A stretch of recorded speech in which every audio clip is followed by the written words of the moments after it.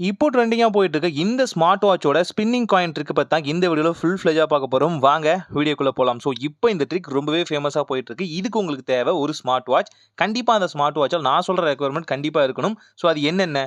நீங்க உங்க smart watch charge பண்ணுவீங்களே, அது வயர்லெஸ் சார்ஜிங்கா இருக்கணும். கண்டிப்பா வயர்லெஸ் சார்ஜிங் மூலியமா தான் இந்த வகையான ஸ்பின்னிங் காயின் ட்ரிக்க நீங்க யூஸ் பண்ண முடியும். அதாவது உங்க ஸ்மார்ட் வாட்ச்ல கண்டிப்பா மேக்ஸேஃப் சார்ஜிங் இருந்தே ஆகணும். அந்த காயிலால மட்டும் தான் பார்த்தீங்கன்னா, இந்த வகையான காயின பார்த்தீங்கன்னா, ஒரு ஸ்பிண்டில் டைரக்ஷன்ல வந்து பிடிக்க முடியும். ஸோ இது மூலியமா தான் நம்ம வந்து ஸ்பின்னிங் காயின வந்து ஈஸியா பண்ண முடியும்.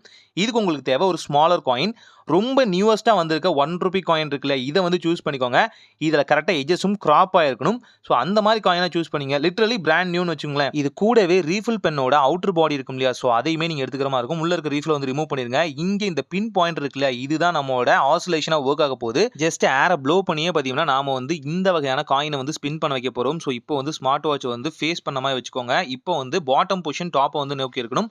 இப்போ காயின பிளேஸ் பண்ணீங்க அப்படின்னா, இந்த மேக்ஸேஃபோட சார்ஜிங் ஆப்ஷன் மூலியமா இந்த மேக்னெட் பார்த்தீங்கன்னா, அழகா காயின பிடிச்சுக்கும். இப்போ நம்மளோட ரீஃபில் இருக்கு இல்லையா? அந்த ரீஃபில் பென்ன ஜஸ்ட் வந்து ஏர ப்ளோ பண்ணாலே போதுமானது. ஆட்டோமேட்டிக்கா ஸ்பின் ஆக ஆரம்பிச்சுரும். சில நேரங்கள்ல விழுந்துரும். ஓரளவுக்கு பொசிஷன்ல கரெக்ட்டா வச்சுட்டீங்கனாலே போதுமானது. ஆட்டோமேட்டிக்கா நீங்க ஏர ப்ளோ பண்ணும்போது, இது ஆட்டோமேட்டிக்கா ஸ்பின் பண்ண ஆரம்பிச்சுரும். இது ஒரு சிம்பிளான ட்ரிக் தான். ஆனா இது மேக்ஸேஃப் சார்ஜிங் உள்ள எல்லா வகையான ஸ்மார்ட் வாட்ச் ஆகட்டும், மொபைல் ஃபோன் ஆகட்டும், எல்லாத்துலயுமே வொர்க் ஆகும்னு சொல்லலாம். காரணம், இது சுத்தியும் இருக்க இந்த மேக்னெட்டிக் ஆப்ஷன் பார்த்தீங்கன்னா, இந்த காயின் எங்கேயும் போக விடாம தடுத்துருது. பாட்டம்ல ஈஸியா வந்து அந்த டிப் பாயிண்ட் பிடிக்கிறனாலயும், ஏர் வந்து ப்ளோ ஆகுறனாலயும், இது ஒரு ஆசிலேஷன் பாயிண்ட்க்கு வருது. ஸோ அதனால இது ஒரு இன்ஃபினிட்டி ஸ்பின்னிங் காயினா உங்களுக்கு எப்பவுமே யூஸ்ஃபுல்லா இருக்கும்னு சொல்லலாம்.